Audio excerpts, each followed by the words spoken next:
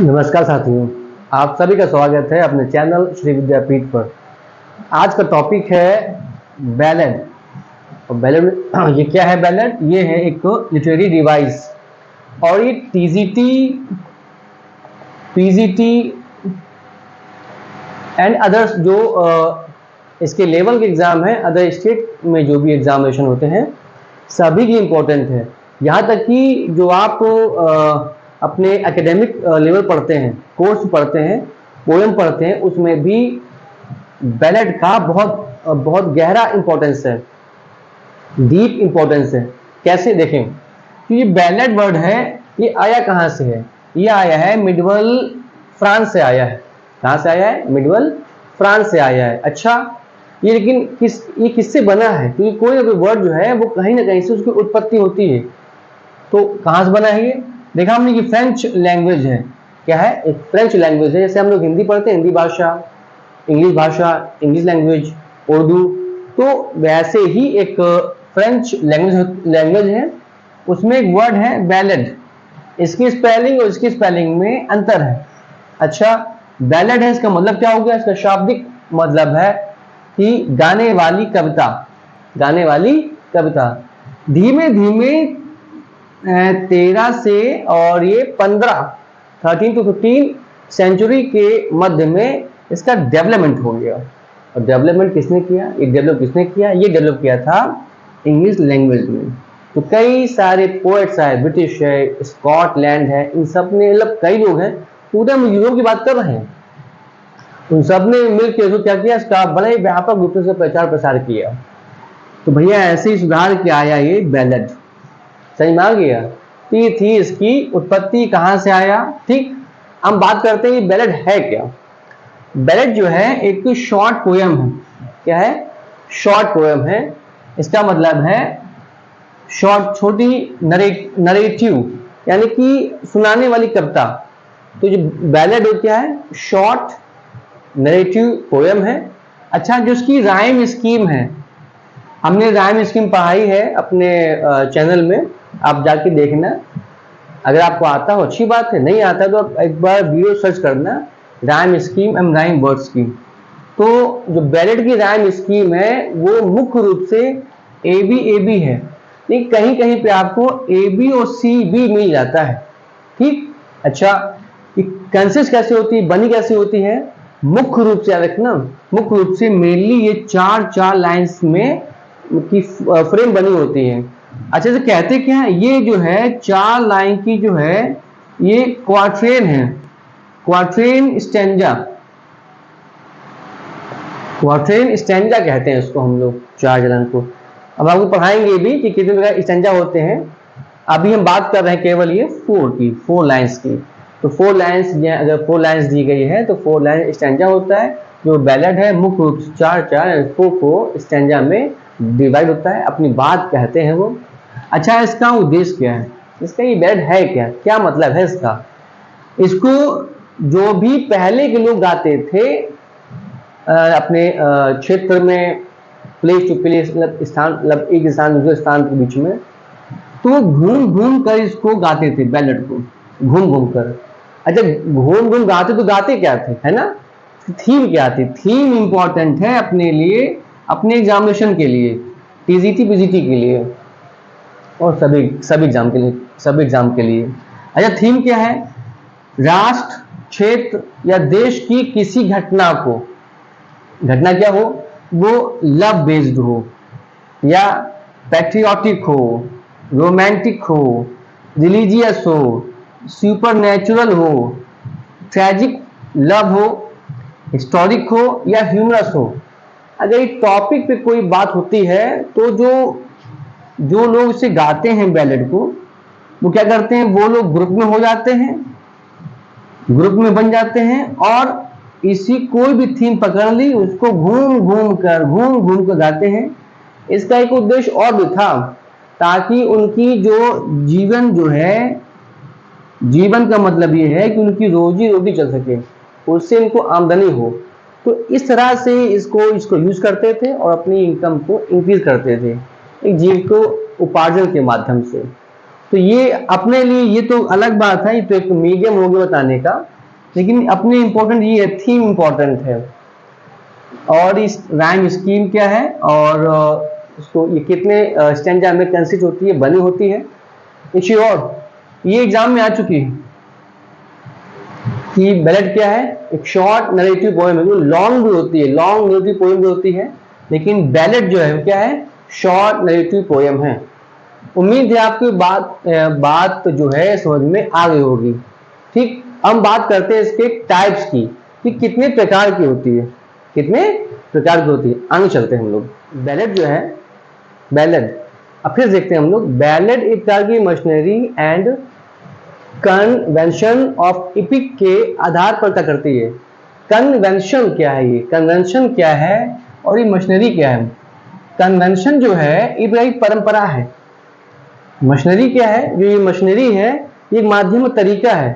तो जो भी थीम थी, लव की थी, हिस्टोरिक थी, पैट्रियोटिक थी, वो एक तो तरीके से, और जो जिस तरह से परंपरा में चली आ रही थी, एक पीढ़ी से दूसरी पीढ़ी, दूसरी पीढ़ी तीसरी पीढ़ी, तो उसी परंपरा के माध्यम से गा गा कर गाते थे, इसीलिए इसको ये नाम दे दिया गया है। समझ में आ गया आपको? अच्छा ये पॉइंट समझ में आया कि नहीं आया? समझ में आ गया ना? एक परंपरा थी कि मतलब पिताजी ने ऐसे गाया तो उसके लड़के ने ऐसे गाया, फिर उसके लड़के ने ऐसे गाया, मतलब कोई ज्यादा चेंजमेंट नहीं हुआ। जिसने चेंजमेंट किया थोड़ा बहुत किया, बाकी गाने की शैली परंपरागत थी, कन्वेंशनल थी। ठीक है। अच्छा, हम बात करते हैं इसके प्रकार की। जो होता है बैलेड, ये 3 प्रकार का है। कितने प्रकार का? There are 3 types of ballad. एक है फोक बैलेड, लिरिकल बैलेड और ब्रॉड साइड बैलेड। पहले बात करते हैं हम फोक बैलेड की। फोक बैलेड को ट्रेडिशनल बैलेड भी कहते हैं। ठीक, ट्रेडिशनल बैलेड भी कहते हैं। एक बात तो अभी जानते कर लें। दूसरा, जो फोक बैलेड था ये क्षेत्रीय या देहाती गाना था। ये क्षेत्रीय और देहाती गाना क्या मतलब? फोक वैसे मतलब होता है देहाती, तो देहाती मतलब एक स्पेशल क्षेत्र का, उस स्पेशल क्षेत्र में या उस देहात गांव में जितनी भी घटनाएं हुई हैं उनको गा गा कर place to place, person to person, home to home बताना, यही था बैलेड का माध्यम। तभी क्षेत्रीय और देहाती गाना था ये। अच्छा, कोई भी स्टोरी या थीम जो बताई है, जो बैलेड की थीम होती उसी पे था। मतलब ये है कि जो टॉपिक मिल जाए उनको करंटली, बस वो टॉपिक उठाते थे, उसमें गाना बनाते थे, पोएम बनाते थे, गाते रहते थे। स्ट्रक्चर क्या है? स्ट्रक्चर मतलब है राइम स्कीम से। तो राइम स्कीम क्या है? ए बी और A B, A B C B होता है, लेकिन वो उतना इंपॉर्टेंट नहीं है जितना कि इंपॉर्टेंट ये वाला है। लिरिकल बैलेड क्या है? लिरिकल बैलेड जो है एक तो नरेटिव पोएम है। नंबर 1 बात, लिरिकल बैलेड जो है वो पोएम की एक फॉर्म है, एक पोएम का ही रूप है। लिरिकल बैलेड एक कविता का ही रूप है। अच्छा, इंपॉर्टेंट क्या है? 18th सेंचुरी के लास्ट में ये आई थी। इंपॉर्टेंट ये है, और इतनी जल्दी डेवलप हुई है कि 19th सेंचुरी में ही फेमस हो गई है। कारण क्या है? क्योंकि जो था बैलेड, इसकी थीम बहुत स्ट्रांग थी, और करंट अफेयर्स यानी जो घटनाएं तत्कालिक हो रही थी उसको लोग भाई उस समय माध्यम तो था नहीं, टेलीविजन थी नहीं, मोबाइल था नहीं, तो लोग उसको, उस घटना को लोग बताने के लिए गाते थे। एक वही चीज, place to place, person to person, home to home, तो इसलिए वो जल्दी डेवलप कर गई है। अच्छा, जो लिरिकल बैलेड थी ये एफटी थी। एफटी का मतलब है लिरिकल बैलेड जी, लिरिकल बैलेड जो थी ये फोक बैलेड का ही रूप था। बात समझ में आ गई? अच्छा, जो उसकी लिरिकल बैलेड थीम क्या थी? थीम थी लव, ग्रीफ, ये फीलिंग्स में अटैच थी। सुख भी है उसमें, दुख भी है। अच्छा, एक चीज और बता दें आपको हम, ये लिरिकल बैलेड जो है ये पर्सनल इफेक्ट को भी देखती थी और इम्पर्सनल इफेक्ट को भी देखती थी। किसी भी जो कोई लिख रहा हो, जैसे वर्ड्सवर्थ है लिख रहे हैं, तो कई तो अपने ऊपर है, कई दूसरे के ऊपर है। तो मतलब कहने की ये है कि अगर कोई व्यक्ति अपने ऊपर वो लिख रहा है, जो उसकी लाइफ की थीम है उसको लिख रहा है, तो पर्सनल इफेक्ट थी। अगर वो दूसरे के ऊपर लिख रहा है तो वो इम्पर्सनल इफेक्ट पर है। उम्मीद है ये बात आपको समझ में आई होगी। ठीक, तो ये था लिरिकल बैलेड का एक शॉर्ट फॉर्म, कॉन्सेप्ट थे, इसके पॉइंट्स थे। थर्ड में आ जाए हम, ब्रॉड साइड बैलेड। इसे शुरुआत में नाम दिया गया है वो स्ट्रीट या चैप बुक के नाम से जानते हैं। ब्रॉड साइड बैलेड को हम स्ट्रीट या चैप बुक के नाम से जानते हैं। अच्छा, ये इंपॉर्टेंट है।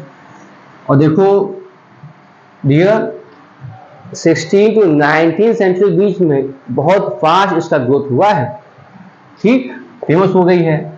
और ये क्या, ये सॉन्ग पोयम है। सॉन्ग पोयम, देखो एक चीज नोट कर लें आप माइंड में, बैलेड है तो भाई उसे गाएंगे हम लोग, सॉन्ग होगा उसमें, गा गा के बताएंगे। अच्छा, इसमें इंपॉर्टेंट क्या था ब्रॉड साइड में, ये था जो पेपर्स में लिखते थे, छापते थे उसको, और छापने के बाद सड़कों पर बाजारों में या तो छाप देते थे या तो उसी को बेचते थे। क्योंकि वो करंट अफेयर बेस्ड था, जो तत्कालिक घटनाएं हो रही हैं, किसी साथ दुर्भावना हो रही है, अच्छा हुआ है, तो सारी बातों को वो पेपर में लिखते थे, छापते थे, और उसको आगे पब्लिश, मतलब छापना इतना फेमस था नहीं, मतलब पब्लिश करना, तो उसी को पेपर छाप के door to door, place to place, person to person जाते थे गाते हुए।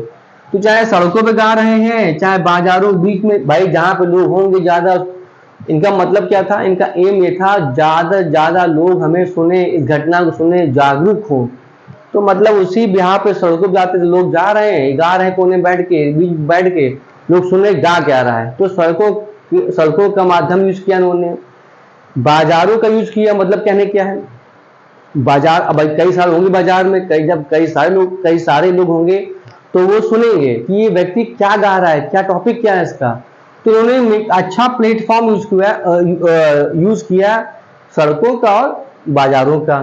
तो बस उनका माध्यम का क्या था, ब्रॉड साइड बैड का, इस पेपर को छापते थे, वो उसी को बोलते थे, चिल्लाते थे, गाते थे।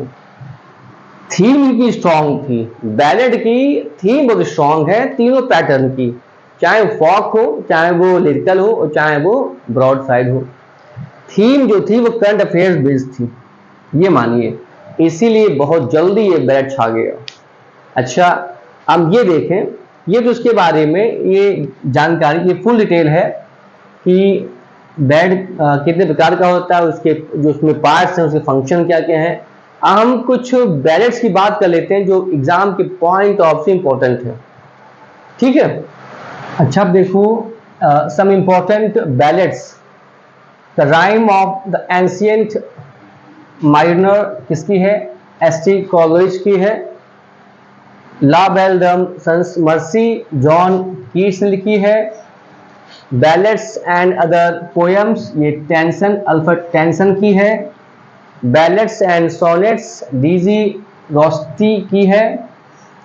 The rime of the ancient waggoners William Maginn की है। टिंटन एबे ये विलियम वर्ड्सवर्थ की है। एंड लास्ट वन है लिरिकल बैलेड, ये विलियम वर्ड्सवर्थ की है। ये बहुत इंपॉर्टेंट है, ये बहुत इंपॉर्टेंट है। तो उम्मीद है आपको ये समझ में आया होगा। अगर आपको अच्छा लगे ये वीडियो और ये नॉलेज आपको लगे, यहाँ को एक्स्ट्रा नॉलेज मिली है, तो अपने चैनल श्री विद्यापीठ को लाइक करें, सब्सक्राइब करें एंड शेयर करें। हम लोग कल मिलते हैं एक नए लिटरेरी डिवाइस के साथ। क्योंकि ये मानिए हम लोग को हर हाल में ऐसा हमने स्ट्रेटजी बनाई है, जून लास्ट तक जितने भी लिटरेचर पॉइंट्स हैं, लिटरेचर सेक्शन हैं, इनको हर हाल में खत्म कर देंगे। ठीक, नमस्कार।